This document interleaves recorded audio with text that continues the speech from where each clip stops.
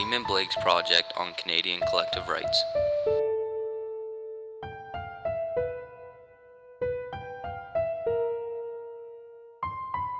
Today in this presentation, we'll be talking to you about Canadian collective rights, different views on these rights, how the Charter protects us, and some issues with the Charter. But even though we have these issues, Canada's government has done their best to accommodate for everyone.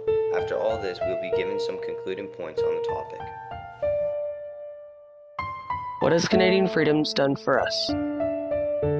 Pierre Elliott Trudeau was an activist of the Canadian Charter. He helped make the Charter law on April 17, 1982 by Queen Elizabeth II. Because the Charter is law, our rights are protected no matter what, so we get the rights and freedoms that include religion, speech, peaceful assembly, democratic, equality, language, minority education rights, mobility, and legal. Without his work, we would not be able to do the things we do today.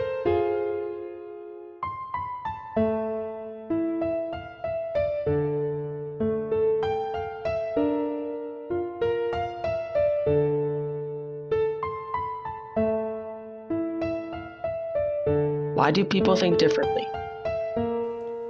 When it comes to First Nations in Canada, they were not included in the Charter until 1982 because they were part of the Indian Act. When they were added, they added the Indian Act under Section 35. If you ask First Nations, they feel they have been shorted on the deals they made with Canada back when John A. Macdonald was building the railways. But the thing is, those were made under different laws and policies, but Canada has done a good job compensating them in our opinion. When people immigrate to Canada or visit them, they get all of the Canadian rights in the Charter, except democratic and mobility, but with this, they have to obey our laws too.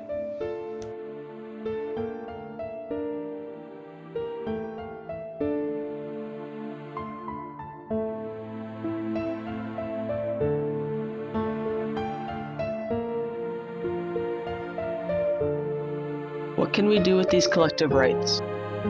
For further proof of why the Canadian Charter of Rights and Freedoms is great, places like North Korea don't have a charter, or they do, but it's not as good as the Canadian one because it doesn't include human rights.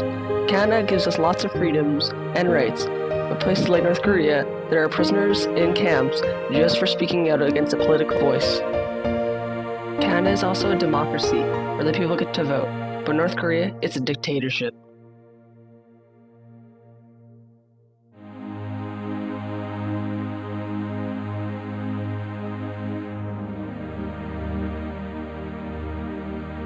I understand democracy is something that gives the weak the same chance as the strong.